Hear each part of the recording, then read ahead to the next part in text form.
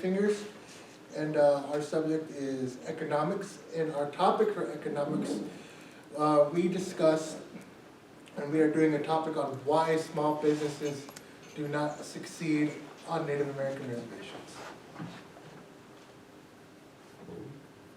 Let's see.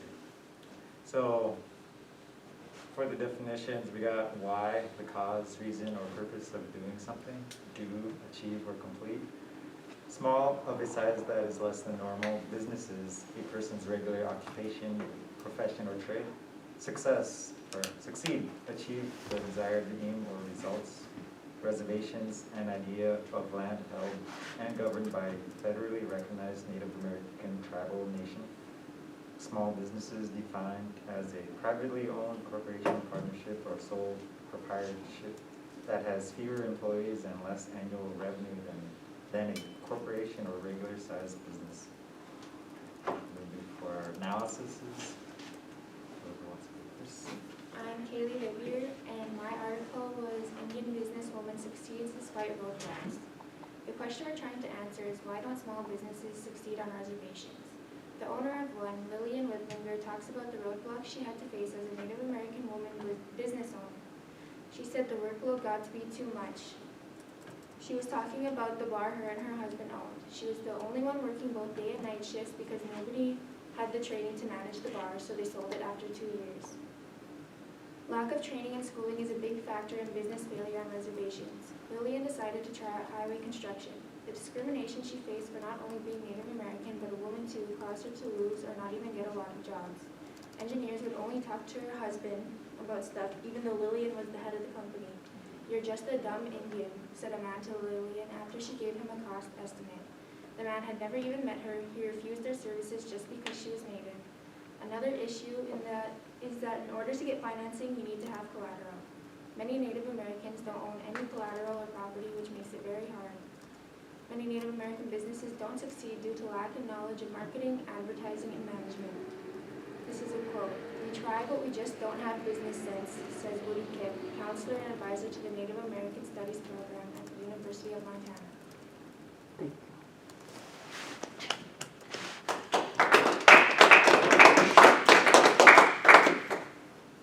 So for my summary, my name is Tracy Slidesoff. My article, I found one on tribal nations fight challenges to their survival. Sovereignty. As to answering why don't small businesses succeed in reservations, a section of the article asks, should tribes be able to sell such products as tobacco and gasoline without having to collect state taxes? Should they be immune from lawsuits brought in state and federal courts by non-natives who believe they're being injured or damaged by tribal entities? Indian tribes should be subjected to the same responsibilities that others are, asserts Senator Slade Gordon of Washington, Republican, whose proposed legislation would change federal tax and liability laws as they relate to tribes. Representative Ernest S. Took of Oklahoma says such a measure could save states more than $1 billion in lost revenues annually, $100 million in New York, $105 million in Michigan, and $27 million in Oklahoma, for example. But Indian leaders say such changes would undermine the relationship with the U.S. government one after years of mistreatment. Senator Gordon's proposal would render Indian tribes impotent to protect their lands, resources, cultures, and future generations. Ron Allen, chairman of the Jamestown Scullom tribe in Washington and president of the National Congress of American Indians, told a recent Senate hearing, if enacted into law, the measure would extinguish hundreds of years of federal Indian policies that protect tribal self-government, he warned. That's my summary. Thank you.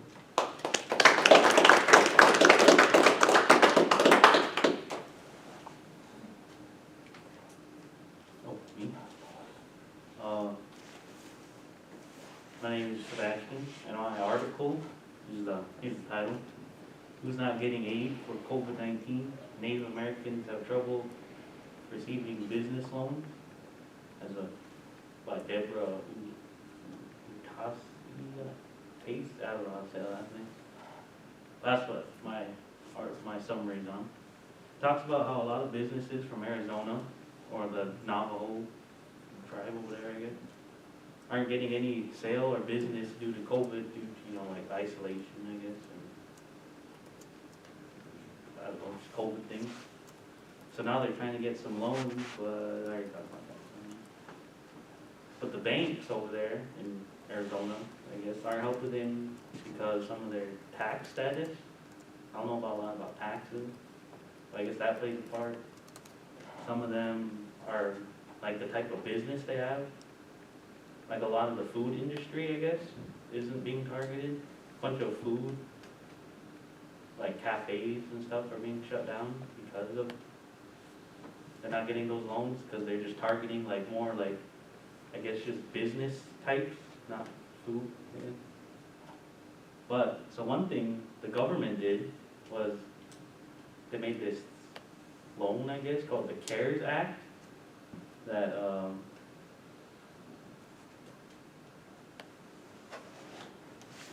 that was just, they made this loan for these small businesses. They set aside like $60 billion just for these small businesses everywhere that aren't receiving their COVID-19 funding.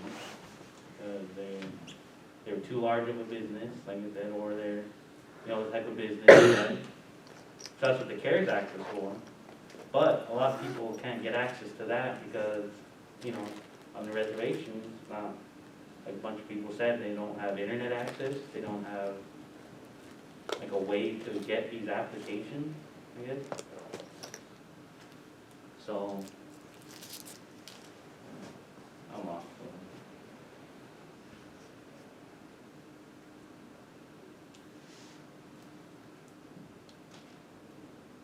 Oh, okay, but the Bank of Arizona, I guess, where I'm totally lost, but the Bank of Arizona over there said they gave out 5,000 loans over, $730 million throughout the state of Arizona. But 70% of that was targeted to small businesses, but they didn't say how much they didn't give a demographic. So who knows how much of that is Native American small businesses over there,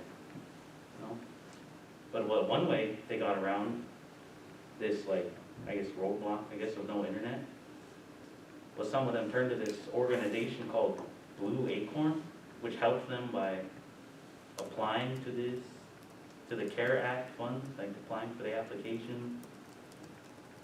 Also, some of them would help through, down, I don't even know, but some banks wouldn't accept any applications that were less than $100,000, so I guess that Blue Acorn organization helped them by, giving them the funds and helping them apply to it. That's one solution. I couldn't really think of another solution that they could do. One could be the location they're in, because a lot of reservations are mostly just empty space, really. And the towns they have are just really small. So I guess you could move, or you could, that's really it, I guess you could just move to a better location. That's it.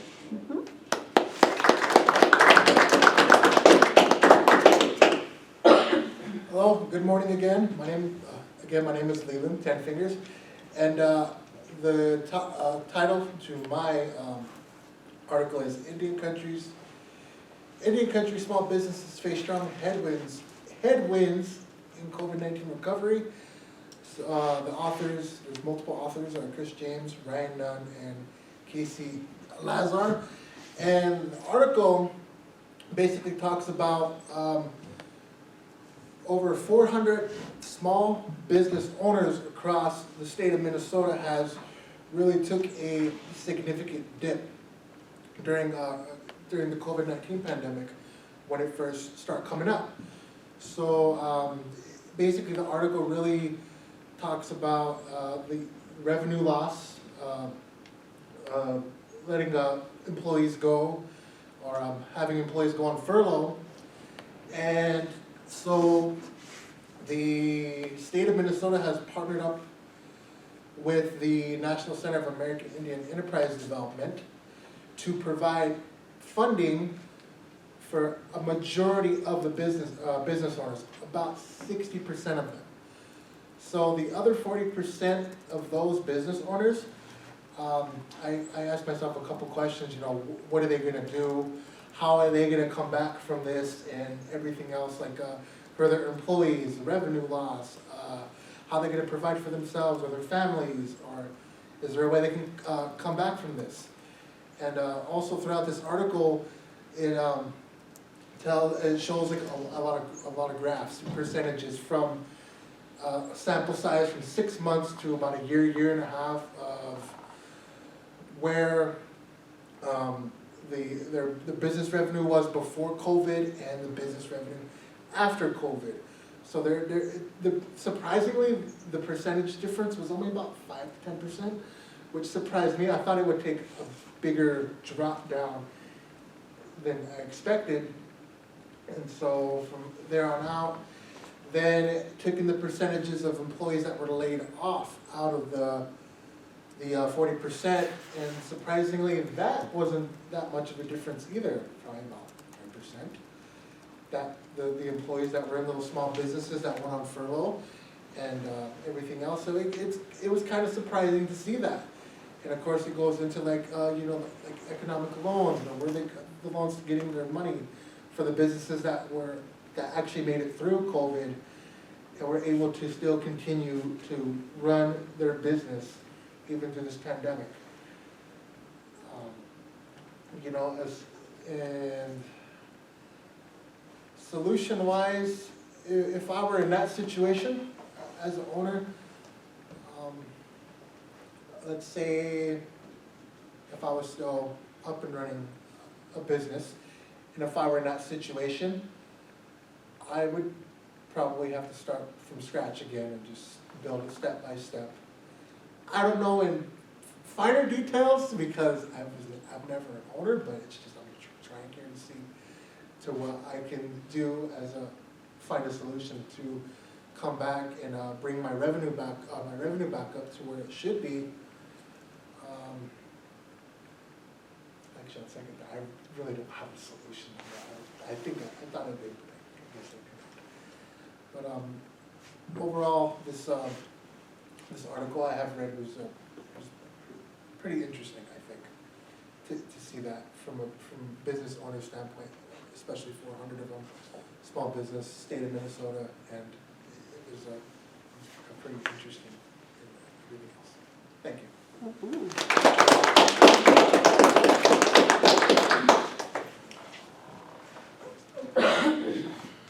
Is Alara on Zoom? She was. Alara? Yeah, I'm here. All right, you can begin. Volume wakes us all up. Okay, so I couldn't find the author of the article, but the publisher was just Gale, and it seemed like it came from multiple different like websites. But my article is in the late 1960s, the federal government has tried to give opportunities for reservation locals, such as through training for jobs, such as construction, sewer systems, carpentry. So then that way, like the reservation locals will be semi-skilled in those professions. Then this way, through the job training, Native Americans have become more knowledgeable about job services more than 20 years ago. The training was also meant for bringing businesses back to local reservations. In the 1980s, there was a massive federal cutback on spending due to the increase of unemployment on reservations across the country. So, in effect, to having all these people on reservations unemployed, the first reservation in Florida, the Seminole tribe, was the first to establish a casino. At first, casinos were just running bingo games for just like a good sum of money. So like I would say like probably like $100 to $200, and back then that was like a lot of money. So when other tribes saw the numbers of employment and revenue showing up on their reservation, they adopted casinos of their own for their community and people. As these casinos flourished throughout the native country, they finally added on the blackjack, roulette, and slot machines. As more positions opened up in the casinos, the wages were lower for cashiers, attendants, and waitresses. These jobs were not desirable jobs because of the wage and benefits. So the question is this job even does this job benefit me? Will I make a decent living? Or is it because I desperately need a job?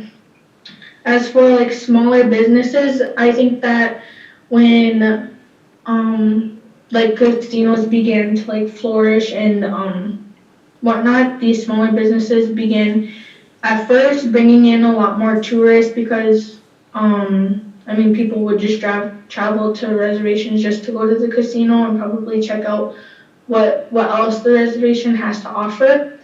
But as time went on, less tourists became interested in what smaller businesses had to offer, because I know in North Dakota, the majority of our casinos are ways away from the town, and I guess that is just because of how expansive the casinos are and how much throughout the years we add on to the casinos, add on bigger parts. But I think the location for the smaller businesses was not very beneficial for them. So my solution is that I believe that we need to put smaller businesses closer to where the revenue is coming from. In that case, I think it's mainly coming from the casinos. Because the location for the smaller businesses are so far away, the main place is bringing money in for the reservations. I used to live in Newtown, and that's on the Fort Berthold Reds.